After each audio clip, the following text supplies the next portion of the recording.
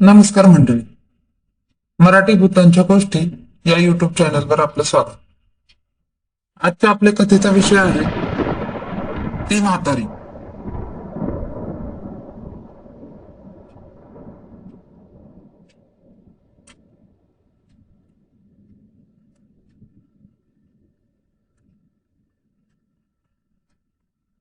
कधी कधी माणसाच्या जीवनात काही भयानक आणि विचित्र घटना घडतात. त्या घटनेचा प्रभाव माणसाच्या मनावर खोल कुठेतरी पडतो. तो त्यातून बाहेर निघतोही, पण जी काळी शक्ती असते ती त्याला पुन्हा स्वतःकडे ओढून घेते. असंच काही घडले होते ते माझी मैत्रीण दीप्ती हिचा चुलत भाऊ चेतन सोबत.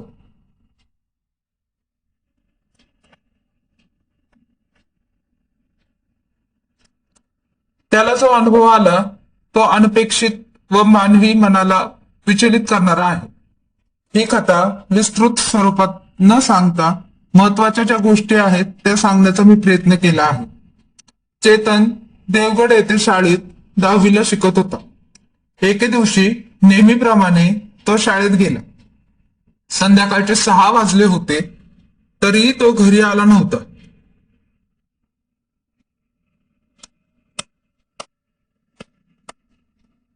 सर्वत्र शोधाशोध सुरू केल्यावर घरातल्यांना तो हनुमानच्या मंदिरासमोर बेशुद्ध अवस्थेत सापडला.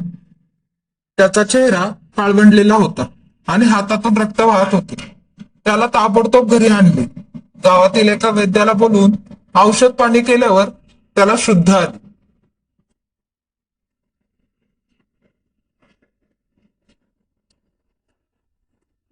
शुद्धीवर आल्यावर तो काहीच बोलत नव्हता. त्याच्या डोळ्यात अनामिक भीती होती. 4 ते 5 दिवसानंतरही त्याच्या प्रकृतीत सुधारणा झाली नाही. उलट दिवसेंदिवस त्याची प्रकृती खालावत चालली होती. घरातले जबरदस्ती त्याला खायला भरवत होते. आई व आजीने त्याच्यासाठी पूजापाठ केले तरी काही होईना.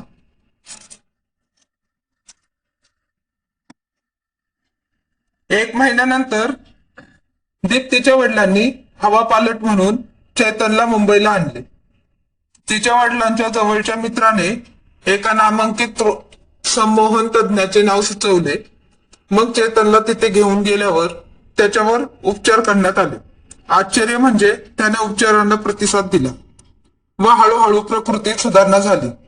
तज्ञांनी त्याच्या मनातील भीती काढून टाकली. सर्वांना प्रश्न पडला होता की चेतन सोबत तसे घडले काय. त्या प्रश्नांची उत्तरं उपचारादरम्यान सापडली. उपचाराच्या वेळी त्याने सांगितले की त्या दिवशी चेतन शाळा सुटल्यावर मित्रांसोबत मजा मस्ती करत घरी येत होता. त्याचा मित्र त्याच्या घराच्या वाटेने निघून गेला.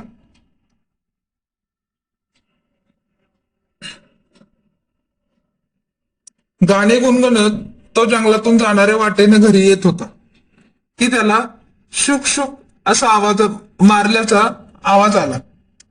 त्याने मागे पुढे पाहिले परंतु कोणीच दिसले नाही. मग आवाज आला कुठून? थोड्या वेळाने अरे वर बघ, जरा वर बघ असे कोणीतरी बोलले.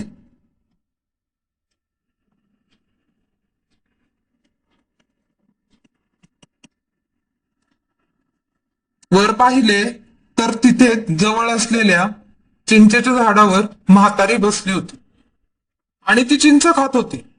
तिला पाहून त्याला हसूच आले. तो तिला मजेत म्हणाला, ए म्हातारे, चिंच चवीला कशी आहेत? ती म्हणाली, तुला हवी असतील तर ये वर आणि घे चव या आंबट गोड चिंचांची. नको, मला घरी लवकर जायचं आहे. उशीर झाला तर आई ओरडेल.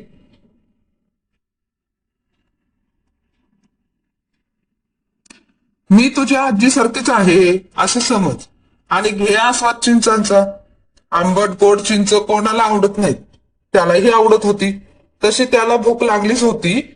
तो घरी जायचं विसरला आणि झाडावर चढून त्या म्हातारीच्या शेजारी जाऊन बसला.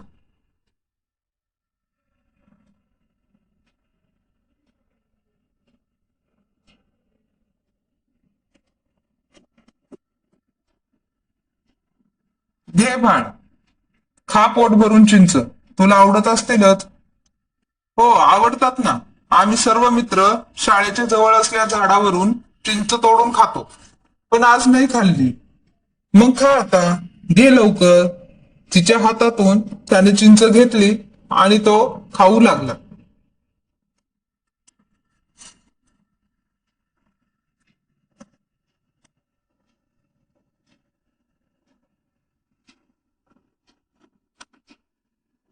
तो खाण्यात गुंग होता की अचानक त्या म्हातारीने त्याचा हात पकडला आणि ती जोरात चावू लागली. आता ती खूपच विद्रूप दिसत होती. तिला पाहून तो घाबरलाच. तिचे मोठे सुळ्यासारखे दात त्याच्या हातात घुसले होते आणि ती त्याचे रक्त पित होती. त्याला असंख्य वेदना होत होत्या, पण तो काही करू शकत नव्हता, कारण तिने घट्ट पकडून ठेवले होते त्याला. थोडेसे रक्त पिल्यावर ती म्हणाली, आज मला रक्त मिळाले. 4 ते 5 महिन्यापूर्वी माझ्या नवऱ्याने मला मारून ह्या झाडाखाली पुरले होते. तेव्हापासून माझा आत्मा हा दृश्य रूपात या झाडावर असतो. मला रक्ताची गरज होती व त्यासाठी शरीरही हवे होते. एक म्हातारी इथून जात होती. तिला मारून तिच्या शरीरात प्रवेश घेतला.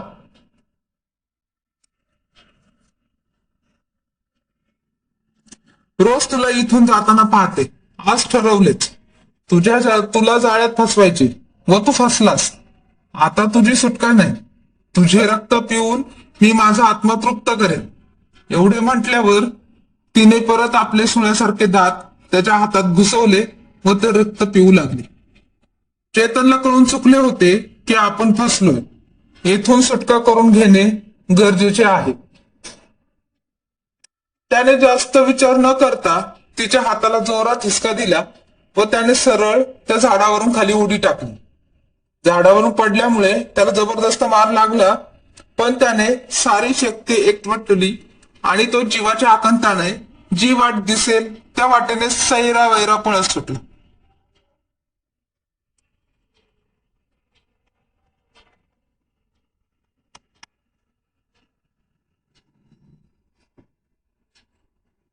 त्याच्या शरीरातील शक्ती संपत चालली होती, पण पळत राहणे हा एकमेव मार्ग होता. धडपडत तो हनुमानाच्या मंदिरासमोर आला. देवा, मला वाचव, माझे रक्षण कर, हे तो पुटपुटला आणि भोवळ येऊन तो तिथेच पडला.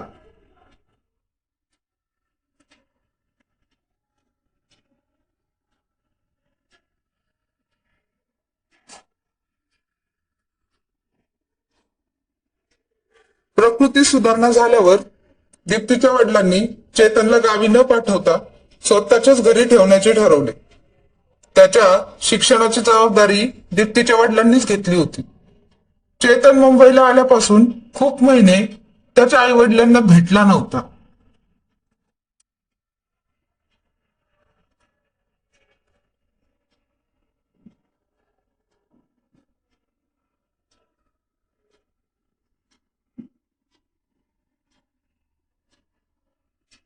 चेतनची 10वीची परीक्षा संपली होती.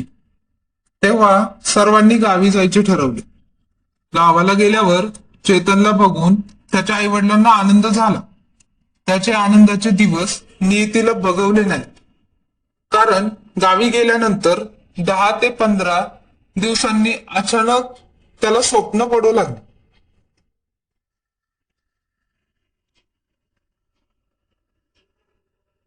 स्वप्नात त्याला ती म्हातारी, ते चिंचेचे झाड दिसायचे. त्या स्वप्नांनी पुन्हा तो प्रसंग आठवला. स्वप्नात ती म्हणायची, मी येईन परत. तेव्हा तो पळालास, पण आता नाही पळू देणार. तो खूपच कंटाळला होता. त्या घटनेच्या आठवणींचा त्याला पुन्हा त्रास होऊ लागला होता. तसे त्याने घरात सर्वांना बोलूनही दाखवले.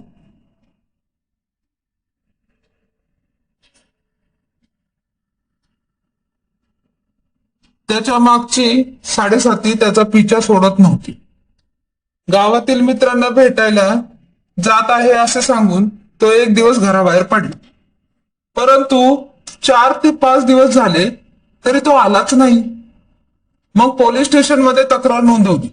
पुढे जे काही झालं ते खूपच धक्कादायक व हृदयद्रावक होते. पोलिसांनी शोध मोहीम सुरू केली तेव्हा त्याचे प्रेत गावातील एका नदीच्या पाण्यात सापडले. त्याचे प्रेत शवविच्छेदनाला नेण्यात आले. अखेर पोलिसांनी असा निष्कर्ष काढला की त्याने आत्महत्या केली होती. गावात सर्वत्र बोलले जात होते की त्याला भूताने चपटले होते आणि भूतानेच त्याचे प्राण घेतले. आता चैतन्य आत्महत्या केली होती की त्या म्हातारीच्या भूताने त्याला मारले होते, याचे उत्तर गूढ रहस्यच राहिले व ते चैतन बरोबरच गेले.